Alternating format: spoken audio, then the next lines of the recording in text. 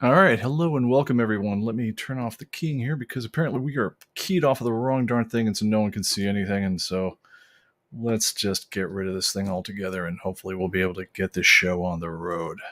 And now there we are. Okay. Hi, guys.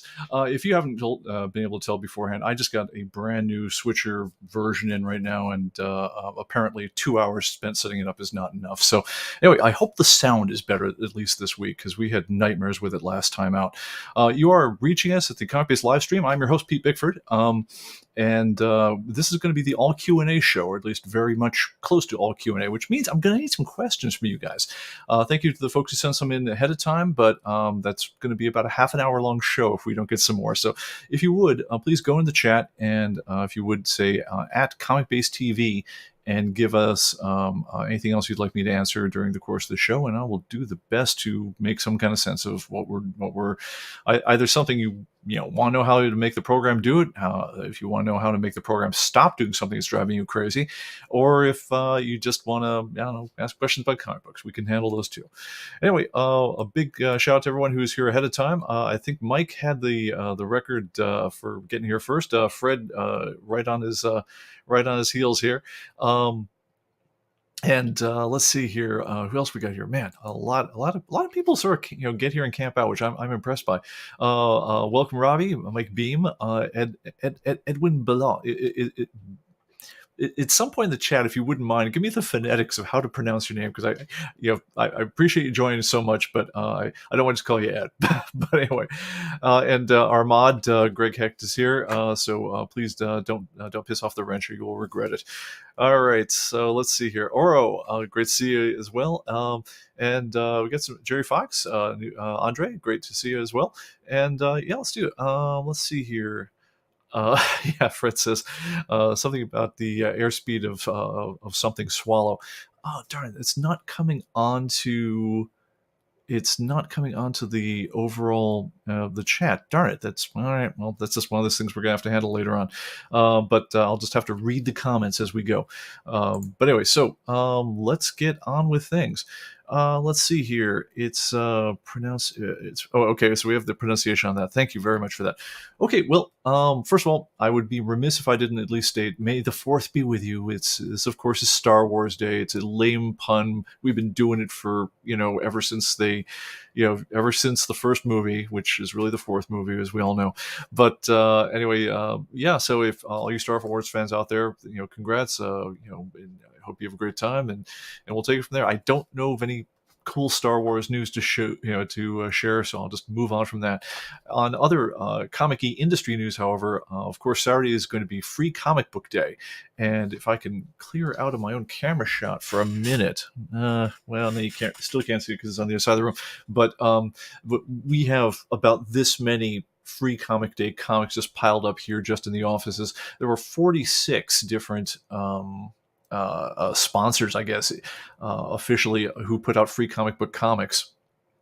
And it's ridiculous. I've never seen such a breadth of material. Luckily, I did not, going through the comic book, see anything that would scare me to give to a small child, which was unfortunately not the case last year, where someone thought to they put out some very, very adult comic.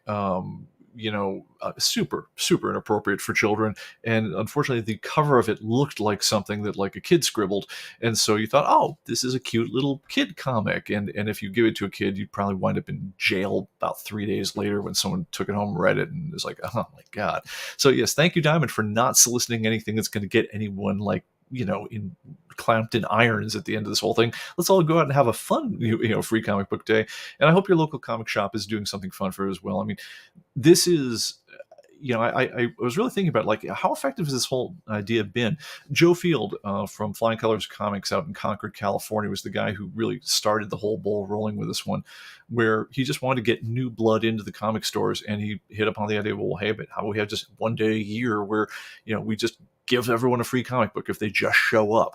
And that worked out, beautifully. It became a sponsored event with Diamond. It became something where everyone in the whole industry could just rally around one day to try to get new blood into the stores, and hopefully revitalize the profession, and bring up that next generation of readers. It's a great angle. It's a great way to introduce folks to new series, and I'm great to see it. And honestly, I'm just, more than anything, I'm just happy it's back on this regular day, the first Saturday of of May, after 2 years of just craziness. I think we probably messed up 3 of them. I think it was on but highly delayed last year, and so it feels like the world's getting back to normal. And for that, I am gratefully thankful. All right, let me do a quick check of chat here right now. Let's see here. Let's see here. We get the weather report. Oh, I'm sorry. The new Obi-Wan trailer dropped today. So, let's. I haven't heard anything good or bad about that one, and I hope if you're into that sort of thing, it winds up being a nice thing. All right. Let's see here. You got ahead of me. There are. Okay. Oh. Yes. Okay. Yeah. There are several MA and several T plus FCBD issues. Yeah, I saw some ones that were mature, but nothing legacy. This, I can't remember the name of it last year. I mean, there's like mature, like you would show blood, or you like might talk about something that it's a little be PG or whatever else, or PG-13. And then there's like this one that was out last year. It was like, oh my God, you got to be kidding me, But anyway, yeah, no, it's they say the blue FCBD logo for teens. That's and green for all ages, and red for mature. So yeah, I'm not. I think there were some ones that were like mature on that one, but they struck me more as like I'm not sure like whether the ink hull or whatever else was for that. I mean, there's like Warhammer 40K mature, where you just get all dark and stuff, and then there's weird sex stuff, and I'm like, nobody wants that. All right, so let's see what we got going on here. All right, Ed says, let me see if I can put this on screen. You can use the find function to gather data. You could go further and narrow down the data in a subset of the original data. Is there a way to do that now in the current version? Oh yeah. So let me take your question first. And darn it, I wish this would show. Well, actually, just give me a quick heads up on you guys, because I think I'm just looking at this wrong. I think because I'm going through StreamYard right now, you guys are getting kind of a composite view of my screen in a way that I didn't before. You can see the questions on the screens. If someone just give me a quick Y or no on that one, because I'm looking at the program feed off of the switcher, which I think the comping for the questions is now after that. So you guys should be able to see the questions. So just somebody just confirm I'm not nuts on that one. All right, but so the question Ed was had there is, once upon a time, when we first started out in ComicBase, we had this. It was. So the idea of find is we want to make it so, okay, make find simple. We want to make it so you could find over, a million different fields, but, just say things like, hey, find all the things where the artist is Art Adams. But then you say, well, how do I say I want all things by Art Adams and that I also have in stock, or that are also, cost more than $50 or something? And we had initially a way in the program, it worked to a point, but it was never super satisfactory with the old database in particular, where you could say, okay, I'm going to do a second find, and I'm going to apply it to the first find. I'm going to either narrow the results by that. So if I said find artist is at Art Adams, and the second find was, quantity stock is greater than 0, you could either say, I want to then, if I narrow the finds, it narrowed the first list, and so now I'm showing all things that were by Art Adams and the quantity stock was greater than 0. Or I could say I expand the finds, where it would show either all the things by Art Adams, or it would be things where the quantity stock was greater than 0. So you could kind of piece together these multi-step things that way. And what the problem we would get back in the day, this is 5-10 years ago when we still had the old database, is very, very quickly you would run into weird locking conditions with the underlying database. It really didn't want to handle these kind of result sets. Now that kind of went away with ComicBase 2020 when we switched to SQL Lite, but we kind of felt, just having done it the old way about 20 years, that the whole thing was kind of broke. Very few people understood it. It was something that just, it was never something we were very successful in leading people through. And then if you did lead people how to do these multi-step finds that way, they'd complain that, well, yeah, it's kind of slow doing the one, then do another one in order to get what I want. Isn't there some way to just kind of blast, give me everything all at once? And so we came up with the idea, instead of using a thing called advanced find. And let me switch over to my screen on that one, and I'll see if I can't pull that one up. So what you would do in those cases, first of all, if you want to get to find, you can go say find other, or what I would do typically is just say Control F, which then brings you up the find, the find screen in all its glory. Now, most finds are of the sort of things like find. You go choose an item field and say, like, I don't know. I'm trying to think of something interesting, like Inker, and I could say things like is, and I could say like Bill Sienkiewicz or something. At which point it's going to find me all the Bill Sienkiewicz inked things in the database, or actually in my database. It turns out, I think the one I'm using here for test, I don't actually have any of this data built up. Now, but if we did do our first search and we got our list, the very first thing we did is we put the most common things right down as checkboxes right in the whole thing. So if I want to say find all the things where Bill Sienkiewicz did the inks and they were in stock, I just check a box. But really what you want to do to get the very complicated finds, like I want to say things like find me everything that's in box 23 and it's worth more than $50 and it's in stock and it's in greater than a certain condition, we came up with an idea of this thing called advanced find. So you'd say find and go to advanced find, and there we possibly overcorrected slightly, because what we did on this one is we said, look, we're just going to let you write whatever you want. And basically, this is, if you guys have heard of a thing called SQL, it's the underlying language of most databases. It stands for Structured Query Language. We basically give you a window into the two most important bits of it right now, which is to say, what do you want to see? Actually, we're gonna bring back everything we want to see, but we're saying what's the basic qualifier you want to see, and you'd say things like, all right, and you just pick your field, anything you want, and say things like, all right, let me find something that's halfway interesting. All right. Yeah, so problems. Because this is a test database, a lot of this data is bogus. But all right, so you'd say, all right, if the price is greater than $50, and then you could say and then pick the next thing you want to have it be part of the whole thing. The title is equal to Daredevil or something. And you could keep on going, and I bought it after this date, and it's in very good condition. You could keep going as much as you want, and you could order by just says what order you want the results brought back in. You can say whether you want 1,000 results, etc.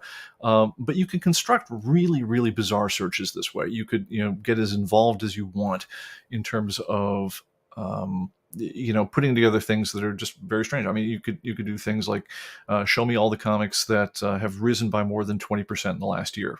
So you'd say something like, show me all the things where the near mint value for year 3 is less than the year mint value for plus times 1.2, etc. I'm sorry, I gave that wrong because I did math backwards in my head. But yeah, basically you could construct almost as involved of a query as you could imagine. Then you just hit find, and it's going to give you the results. And at that point, you could then print the results of the query. You could save them and so forth. One thing that makes this whole thing tolerable is that we have the ability also to load searches and save searches. So when you find things like saying like this would be, this search might be expensive Daredevil comics.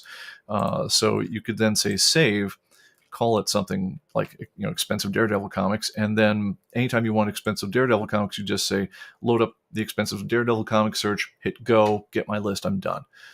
For instance, like here's some searches that we've done on previous things. One to find missing pictures in the database. Here's the comics that increased by more than 20% from last year, which is to say it's looking for The coin stock is greater than zero, so in other words, I own it, and the value this year is greater than the value of last year times 1.2. So it's books that have increased that I own that are worth more than 20% from last year. And what's saying here is, and put them in order by their price in descending order. That's the way you read this stuff. And anyway, like I say, there's a infinite number of these sorts of searches you could kick off. The forums are a wonderful place if you're getting used to the idea of SQL to ask out for help on these sorts of things. There are certain folks who are in the chat right now who are absolute saints as far as helping folks construct specialty queries to get exactly the sort of thing you want. But this is pretty much where that find, narrow, and find append went to. Is it became the advanced search where you can just go bam and instantly just get the final results that you want. You don't need to go through 5 steps to do it, and you also can save where you were so you can get to it again in the future. So that's the long version of that answer. So thank you for asking that. I hope that answered for you. All right, let's go and see what else we're doing on here. Okay, and they see the question. Excellent. Thank you. So I'm not losing my mind. I am getting used to StreamYard, guys. Thank you for hanging with me. All right, let's see. Oro's asking, what is the editorial preference for entering writer-artist pseudonyms, please? Using as seems most common. For example, Robert A. Heinlein as Anson McDonald. Gosh, I hate to say this, guys, because this is a good one to throw over to the content guys. I will bring it up with them. I can see if I can get an answer next week. But this is exactly the kind of decision I don't make, and so I don't have the answer at the top of my head. What you're saying sounds very plausible to me, but I don't really know. By the way, speaking of that, I think it was Krusty Bunkers was the pseudonym for Neil Adams when he was writing something. He was just being curmudgeonly, which was half the time. And we lost him a little while ago. So that's a good one. I'm not sure how we put Krusty Bunkers into the database, but I'd say however we do that now is probably the right way. All right. Let me see what we got going on here. Make sure you have either updated to the most recent copies build. Scan for codes. They're not there. Okay, Greg's answering some questions for folks. And I'm being waved off there. Hang on a second. Let's see what's going on.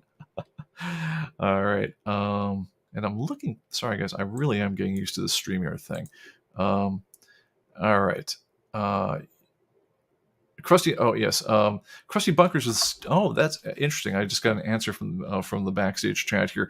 Krusty Bunkers was the pseudonym for the studio, not necessarily just Neil alone. Long ago established that pseudonyms don't get entered into the database, just real names. We probably want to revisit that. Yeah, let me bring the content guys into this discussion and see what the current thinking is on that.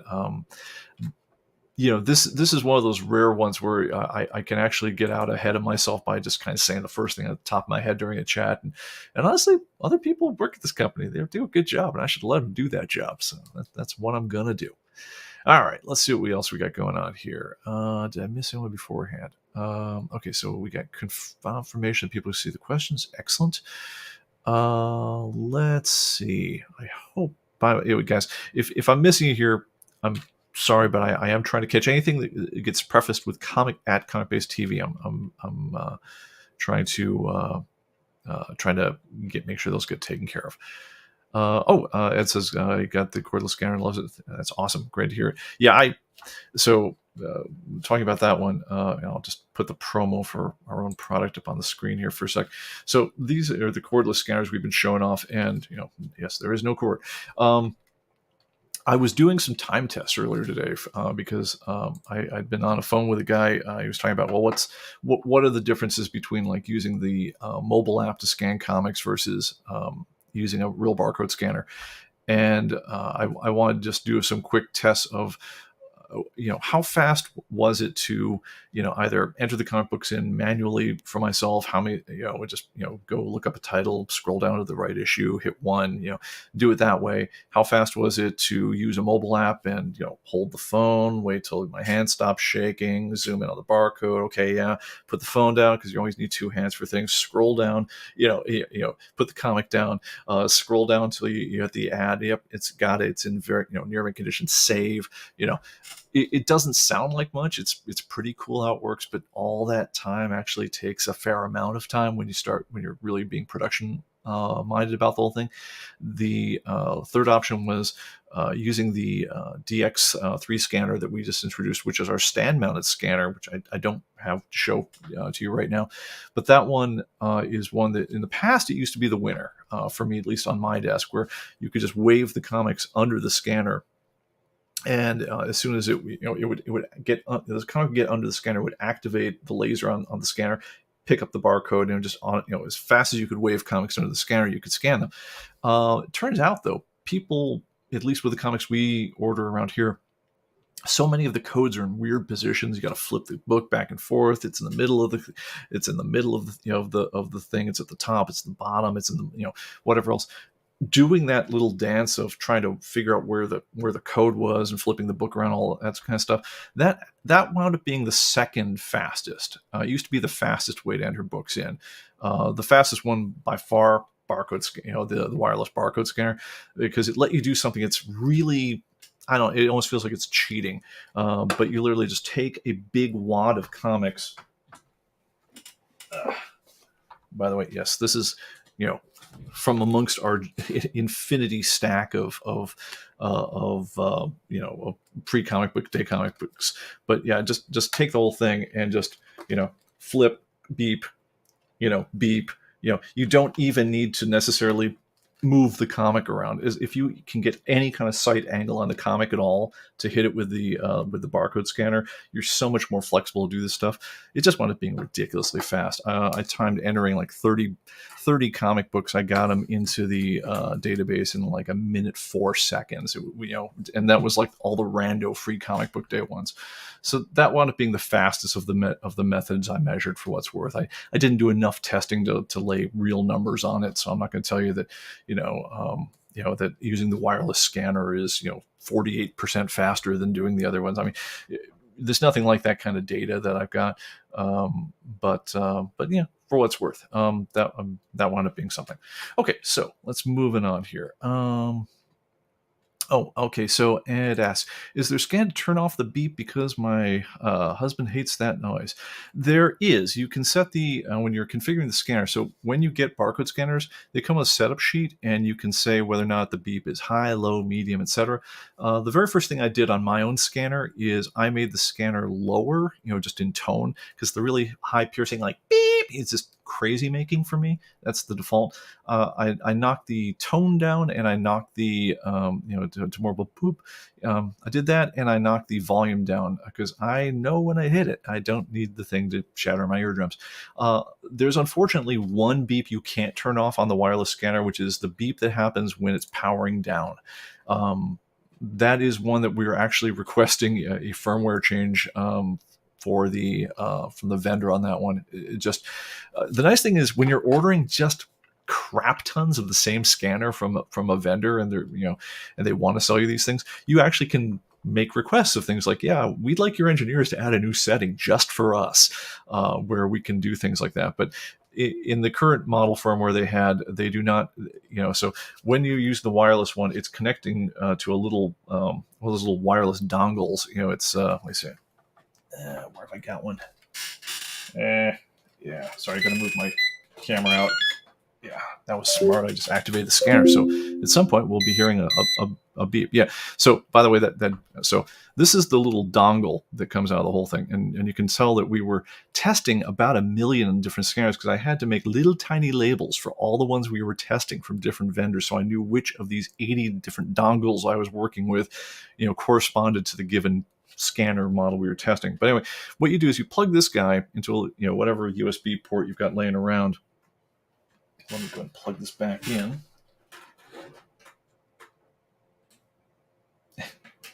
All right, that's done. And then as soon as you fire up the scanner, it's going to go and connect with that dongle. And as soon as I beep something on a comic book over here, it transmits the data back to my computer and so forth. Anyway, if that dongle isn't in, you'll get actually a double beep, because it says like, yeah, I've buffered this one, but I haven't transmitted it yet. That is something that also is not current. We don't I mean, we don't have full configuration over that, but yeah, the one setting I'd really like is I'd like to make it so that when this thing powers off, I think I have it set for a minute or 5 minutes or whatever else, it's going to make a beep, which is just to let me know that it shut down and is saving me power now, which God bless those fine folks over the scanner making factory. They thought that was a critical setting, and I disagree. I would like that to either be off by default or at least be turn offable. And at some point, perhaps we'll be able to get that to happen. But like I say, it's the advantage to being when you're ordering as many scanners we're ordering, you can actually get folks like that to occasionally make changes. So that's a thing. All right, let's move on. Let's see here. Oh wait, so all right, so any suggestion for any of the 80s and 90s comics that don't have barcodes? I'm assuming the only way to search for the title. Yeah, that's pretty much the way to do it. You would just go over here, let's just pull up a title. Let's go to Spectacular Spider-Man or something. So you type Spectacular Spider-Man.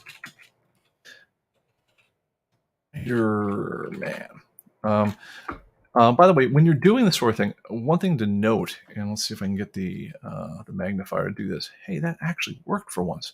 But if you look down at the bottom, you're ever wondering about a series, right down at the bottom, it actually tells you the publisher, the date at range, what type of media it is, and so forth.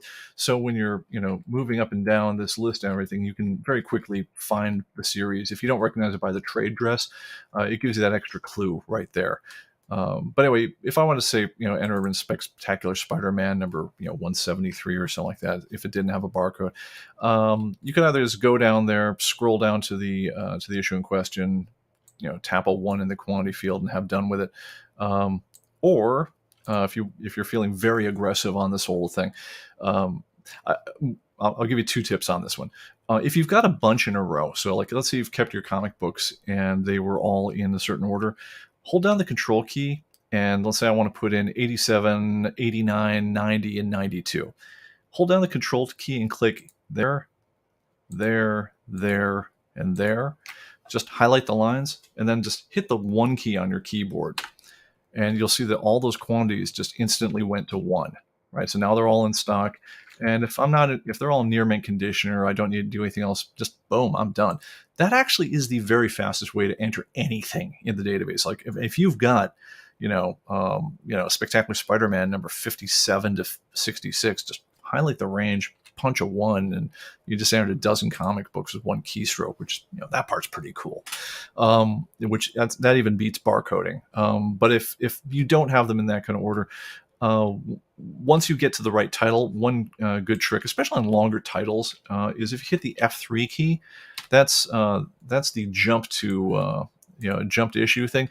You can actually type in a number. I've got my screen magnified here, so it's a little weird. But so if I go 65, it's going to take me straight to issue 65. At which point, again, I can just hit a 1 on the keyboard. Let's go to 99 or something.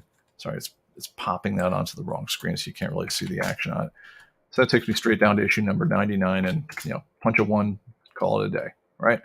All right, so that's how I would do things for the 80s and 90s that don't have barcodes. But yeah, anything with a barcode, it's obviously saves a ton of time just to enter things that way, because that way you don't need to worry about looking up the right title. You don't need to worry about everything else. I gotta say, some of these free comic book day ones were really challenging to me to figure out without the barcode, because again, 46 different issues, all of which very strange issue designations. They're not, sometimes they're called like the one for Nottingham. They did this free comic book day issue. I couldn't tell if it was a reprint of an existing one. It didn't look to be. You open up the indicia. The indicia is the small print on the inside of the comic book, and all it said was talking about free comic book day. It's like, well, yeah, but what title have you got? And that one wound up actually being called Free Comic Book Day (parenthesis Nottingham), not Nottingham, but Mad Cave. Mad Cave being the publisher.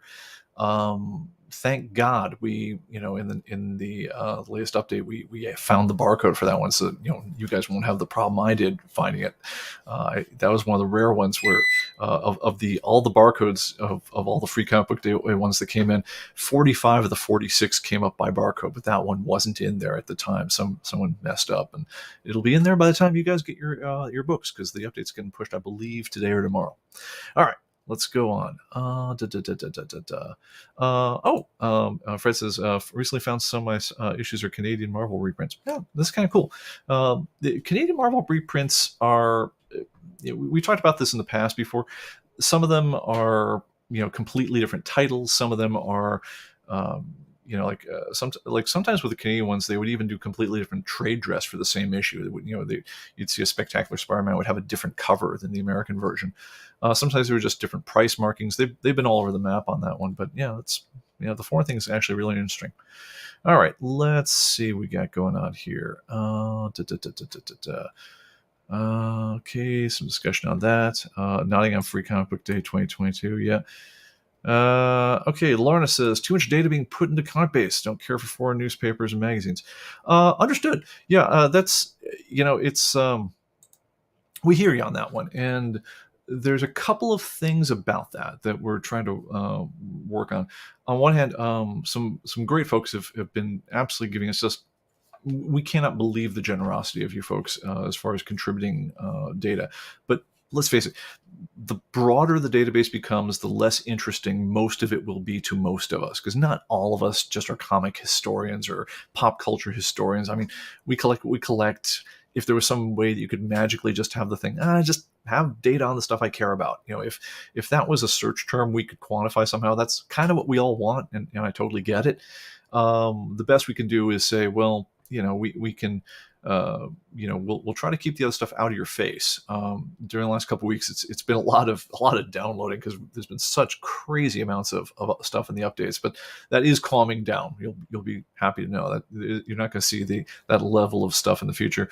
But another thing that we did in the last version just now is we added an option when you go to check for updates. I'm going to hold down the shift key to so I can re-update this same one. By the way, that's another tip there. If you ever for some reason feel like you want to re-download an update, hold down the shift key when you check for updates, and it'll let you do that.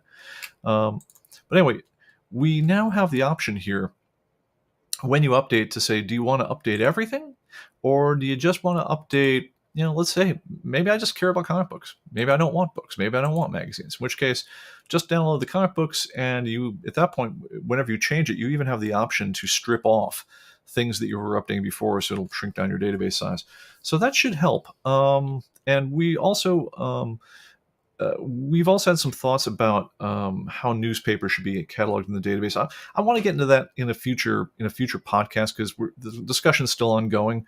But yeah, no, it's the more further afield we get from comic books, the more folks were like, some people are interested, some people aren't, and I totally get that. One thing that's really weird about this collectible field is that there's a pretty good crossover between comic book folks and people who had Wizard Magazine or had Comics Buyer's Guide and maybe want to keep track of that sorts of things, and also who might have owned certain encyclopedias of comic books or collections of things that really they're not comics, they really are books, but you might want to keep that collection in there as well. And as we branch out and we build out these other categories like magazines, I mean, it starts with things like Life magazine, not Life well, actually, Life magazine was one that was big in the used shops that were always like my go-to places to buy comic books. It was really cool seeing like 1950s issues of Life magazine, fantastic photojournalism. The Saturday Evening Post with those amazing like Norman Rockwell covers and so forth. I mean, if you do collect that, that if you do have a soft spot for pop culture, there's a pretty good chance that stuff bleeds in different directions, and it might be interesting to have that stuff in your database.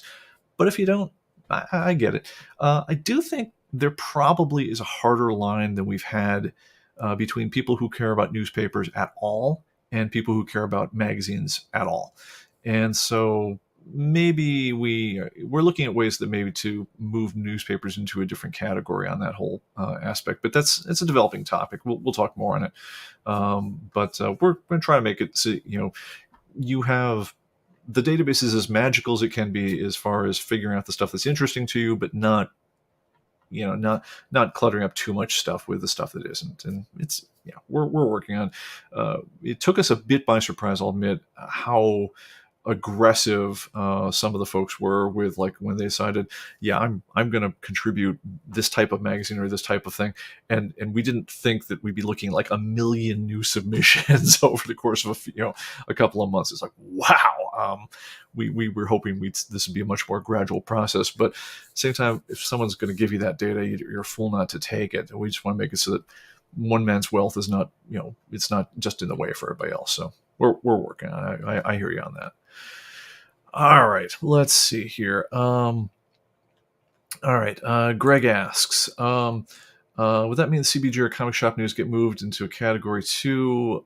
Tough books only comic related stuff. Yeah, I don't know that we're going to be super effective on that. I mean, when we start thinking about the premise, we were wondering, is there some magical way we can somehow figure out what it is you like and only have that stuff in your database? And realistically, not really. We do a pretty good magic trick with pictures. With the latest release, we added a feature where we have a thing called Quick Start Pictures, where we have really small versions of all the pictures in the entire archive edition. So they're big enough to show just the thumbnails you see down here along the sides, so you can kind of pick them out. But up until the very second you click on the issue to indicate that you actually have some interest in it, that high-res version of that picture didn't exist until that very second on your database. So all this, so it's a great magic trick, because it pulls off what you really kind of want, which is, yeah, the data isn't on your computer until it was needed, and at that point, then it's there and it's in full high res, and it didn't take long to get. We thought, well, wouldn't it be cool? I mean, is there some way you can make it so that, like, the data for the certain titles wouldn't be on your computer until you asked for it or you did something like that? And there just wasn't a way to make the data as dynamic, or to pulling it down as you'd like. And then the other problem is, when you go and you don't have the data there ahead of time, you lose the ability to do things like cross database searches. I mean, one solution obviously is if we do the entire thing web based, and your data wasn't your own at all, and we just carried we kind of kept a little note about what was in your collection, but all the actual database itself, you're always hitting the website, because our servers can certainly hold all the data. The problem is the program would get really slow. It wouldn't be that much fun, and you'd lose a lot of breadth. But without pulling down data ahead of time, you lose the ability to do things like, I don't know, any kind of artist search, or any kind of content search that says, like, things like, show me the most expensive books in or comics in the collection or whatever else. Unless you'd preloaded that data into the database, you could never do that search. So yeah, like I said, we're still optimizing around the game. I don't think that there's a set of criteria we could really expect most folks to be able to specify in any kind of real way, saying, well, I only want comic related data if they're books and they're magazines, and that would always have things fall in the right place. It's, I don't want to overthink the problem too much, because where it's hurt us in the last couple of weeks is that we've gotten these ginormous data dumps where everyone's kind of sitting there going, like, wait a minute, it's taking 5 minutes longer to download my database than it did the last time. What the hell? But it's kind of a one-off kind of deal. The next time you download it, it's not, then it's a couple seconds extra. It's not a big deal anymore. And I don't want to get too nuts about trying to save every byte I can on your disk, because you got plenty of disk space for most of us. I mean, we're not down to our last couple megabytes. So you want to strike a good balance, is what it really comes down to. Is you want to have you want to have the illusion of having things always be there. They're always available. You have all the power of the vast thing at your fingertips, but it's not in my way. And so that's something that we'll be expect to see more tailoring in the near future on that one. We know we're not hitting the right balance right now, but we'll be getting better. All right, let's see what else we got going on here. Let's see. Oro says it's more remarkable that costumers can talk directly to the customers. Sorry, I assume you mean customers. It's like the head honcho of a premier database actually listens. Well, thanks, man. I really appreciate that. Yeah, we try. I figure it's all we can do. All right. So, I hope I didn't miss too much other stuff. and other people who agree with the general sentiment I'm seeing right now. Boy, what would be really great is if we could ever find a way to do it on the mods. I don't know if this is even a thing, but because again, if you have some sympathy for us as we're trying to do these live streams here, what I would love is if there's some way that I could have all the things, say, like at ComicBase TV instantly, pre-screened and dumped into my next chat so I could just talk. I don't know. We'll get better at this whole live streamy bit as we go. I just hope we don't have anything like the audio nightmares that we did on the last show. That was something. And thank you for all you guys who stuck with us through that one. Oh, by the way, before I forget about it, I do want to make an announcement. Next week, we will have a kind of a special theme show, and I'd love to do these every so often.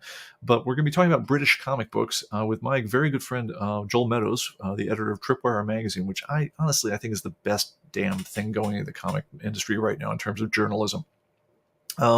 Anyway, he will be talking with him and getting some of his recommendation on British books and in comics that we ought to be reading, and I'm really looking forward to that chat. So hope you'll join us on that one for us next week. But we'll try to keep this going. And if you guys have other ideas for like guests that you'd like to see that you think would be interesting, please go to the ComicBase TV. There's a ComicBase Livestream forum on the website and drop us a note and see what sort of topics you'd like to see discussed, and we'll see what we can do. I don't want to do. This is kind of like a couple, 3 basic shows that we wind up doing. One is like this, where we kind of do like Q&A and try to answer your tech questions and do things like that. I love doing that because it's partly like tech support. It's partly a way for us to get interesting ideas about features and feedback and things like that. The downside of that one is if it's all that, and depending on what level the questions are at, it's either really interesting or not at all interesting to people who either don't know a certain level of stuff or already knew all these tricks ahead of time. So I don't want to do those shows all the time because you almost run out material as well. There is a second kind of show which we just introduced for the first time ever, where we actually get a chance to ask some bigger questions of some people in the industry who actually have some insight on the answers. And I do have a couple of friends that I've reached out to on that, and I'd love to bring them in to get some perspective on some of these bigger issues. And the third kind of show is just when I just get a real bee up my bonnet about something going on in the industry, and after you do the business, I go on a 20-minute rant about that, and those can be fun. They can be nuts, but I want to keep this as interesting as I can for folks. And then the other thing I want to do is, and I've gotten some email on this one as well, is they said, well, yeah, the live stream thing, it's too slow for me. I'm trying to get quick hits on an exact topic of something, and I don't want to listen through X amount of stuff to get to my answer.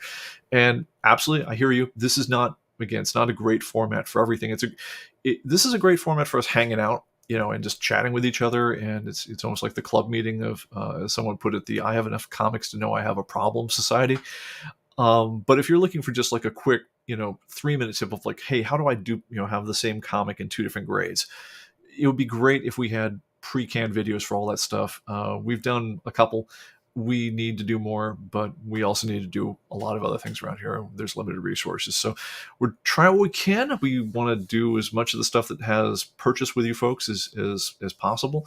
But yeah, we hear you, and we want to be able to address as much of this as humanly possible within the limited constraints of a 24-hour day, which we're still working on. All right, let's keep on moving, and we'll take it from there. All right.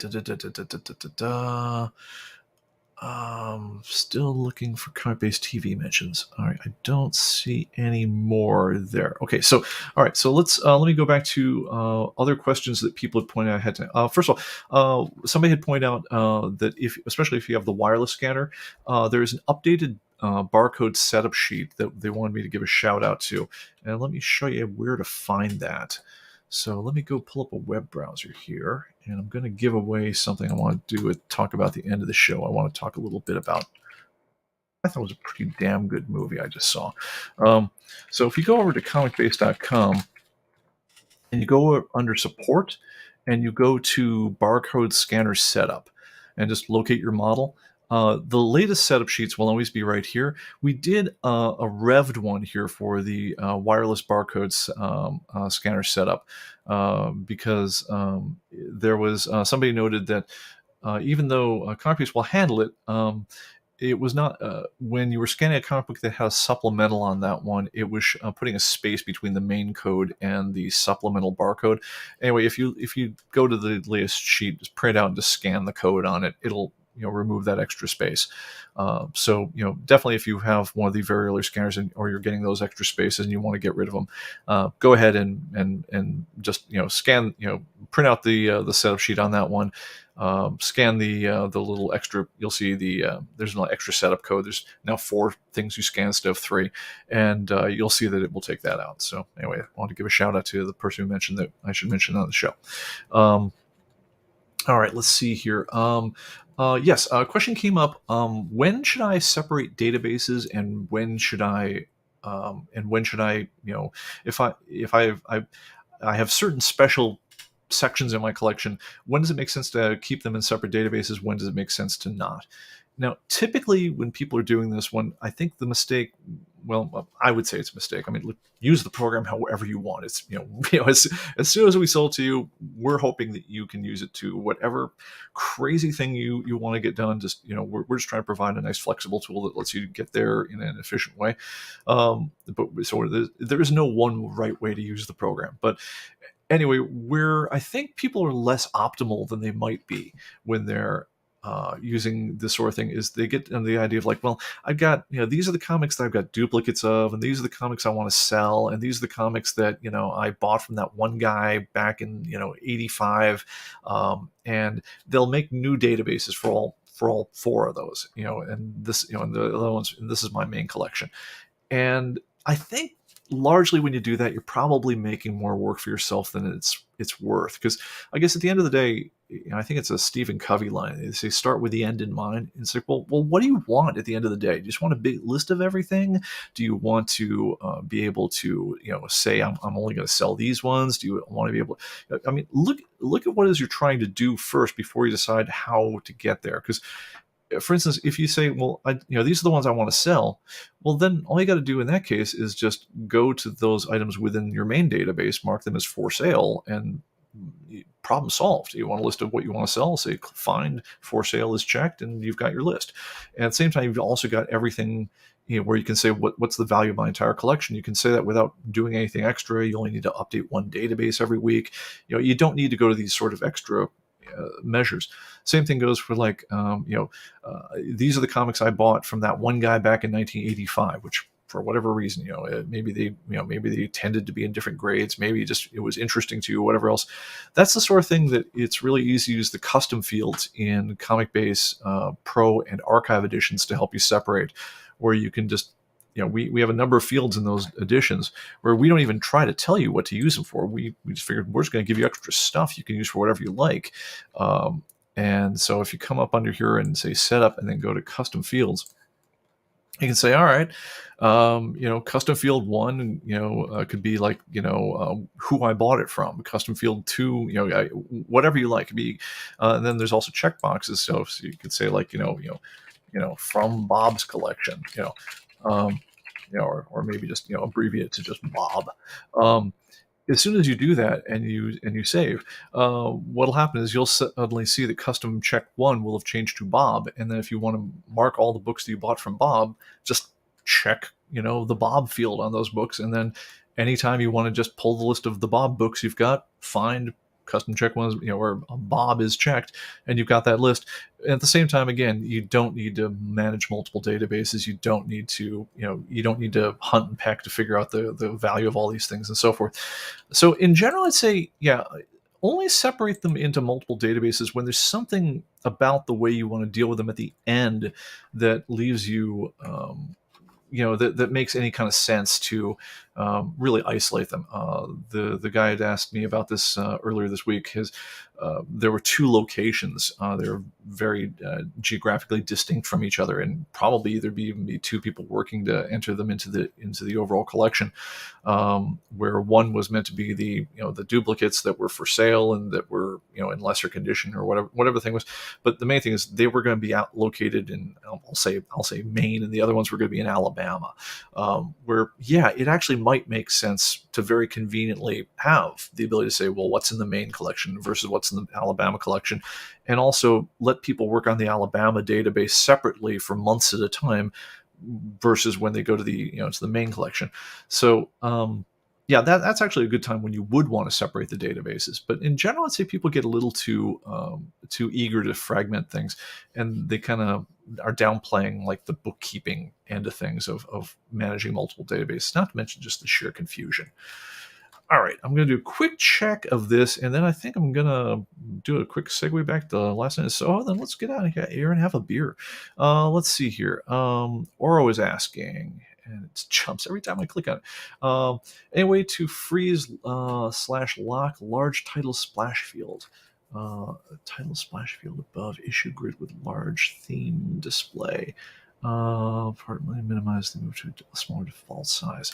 All right, so if I follow what you're saying, so the I assume you're talking about the big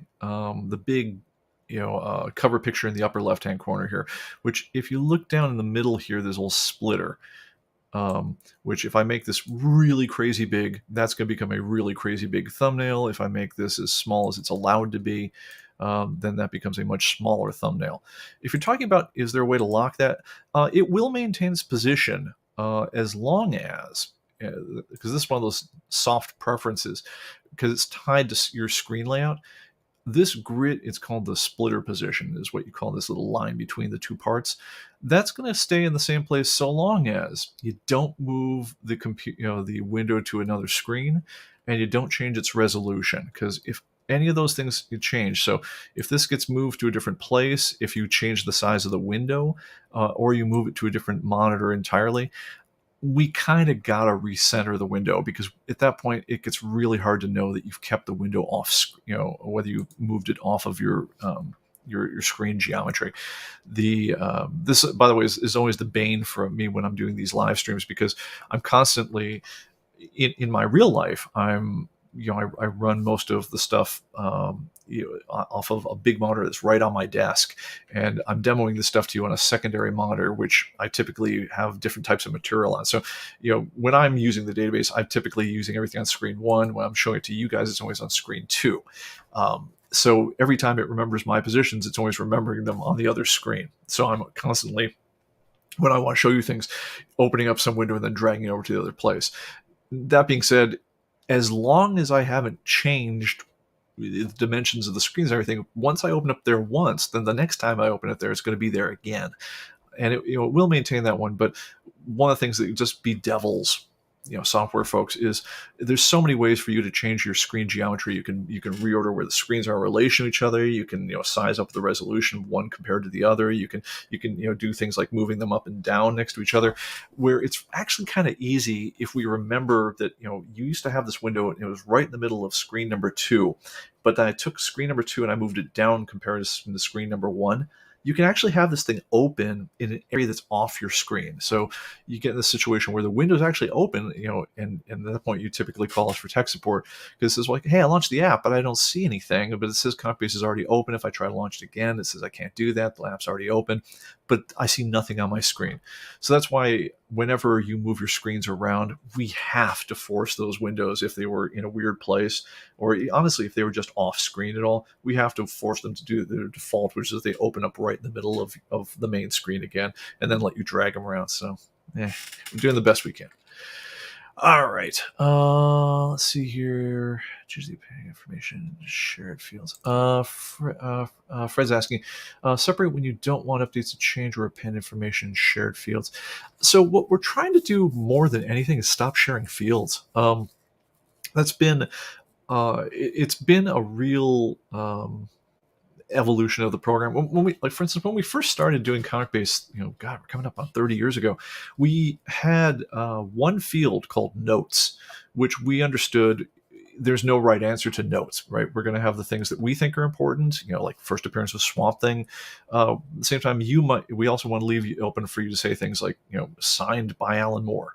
And if you'd written signed by Alan Moore, we're not going to overwrite that with first appearance of Swamp Thing. You're not wrong. It's just both of us are right at that point. So that was the original shared field.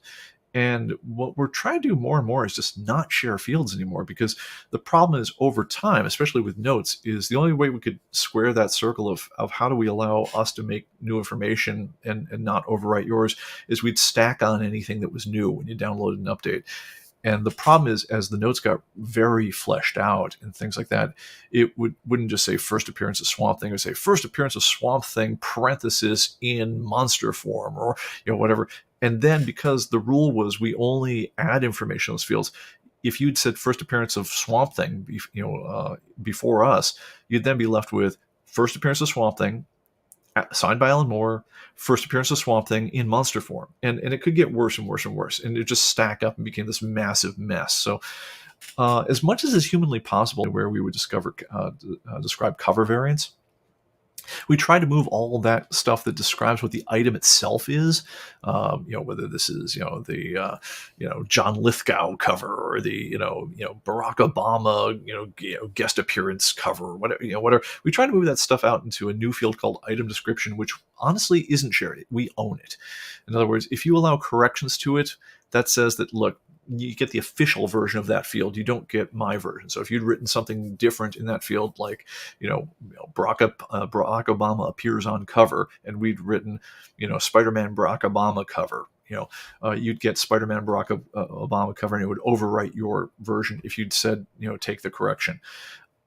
So we're trying not to fight each other that way. I will leave it alone if you tell us to leave it alone, but we want to, we at least want to have ability with most of these fields to make it so that, like custom fields, we will never change, because we don't know what you're using the custom fields for. I mean, those are always yours. We'll never have anything to say about those. Item descriptions are something that by default we're going to want to make corrections to, and we try to pull the stuff that was more open to dispute. We want to pull the stuff that just described what the item was into its own field that was subject to updating. And honestly, as far as I think the only one that is ambiguous now is notes, where we're just trying to keep that one as lean as we can, where honestly we want to note important comic-y things that happen there, and after that we want to just leave you alone. We've once upon a time, for instance, we used to put appearances used to appear in there, like this was a Doctor Doom appearance. That stuff has its own field now too, which is again subject to the rules of, you can say either have corrections or don't have corrections, but we're not going to argue about what the right answer is on that one. So the only custom field, the one that we share is notes, I believe. All right. Let's see. Notes and my notes. We all I can say is we went a different way. We went with item description because honestly, our big emphasis on this one was to solve the problem of variant identification. We had the problem where if you were going to say that this is the Greg Rucka cover, and somebody else had said, no, it's the, I don't know, sorry, it's the Bill Sienkiewicz cover. You couldn't let that thing get into a situation where, some people were describing the A cover of, Green Lantern Green Lantern number 23A. If some people were saying that's the Greg Rucka cover, and some people were saying that it was the Bill Sienkiewicz cover, and you posted them for sale someplace like Atomic Avenue, then it was just mass confusion. I mean, you can't have those kind of disputes. I mean, you've got to be able to say, no, this is wrong, or this is right. But at least everyone, when they talk about the 23A variation, we got to be talking about the same book. And in a world where we don't, where we can't correct things, it was never going to be possible to make sure that we were always talking about the same variant when we were doing those things. That's why we made the decision to pull all things that identify a comic book into their own field. Now, I guess we could go further and say, what are the ComicBase notes versus what are the things that are my additional notes? I don't know. I'm kind of feeling like I don't want to spin up another field for that. Grading notes are one of those things that get appended that are purely yours. We will never touch them. I think it might be interesting if we added the ability to the custom fields, the ones that let you have text information, to say whether or not you want to always append that onto labels or to listings on a posting to, say, Atomic Avenue, just automatically append what you say. So that way you can keep your stuff separate from the overall notes of things. So if you want to have more involved, I don't know, notations of what box you put things in or things like that, you could control whether or not they get automatically posted to the things. But yeah, I think that might, I don't know, that might be a more productive way of handling it. It'll depend on the actual use case. We should talk more on that.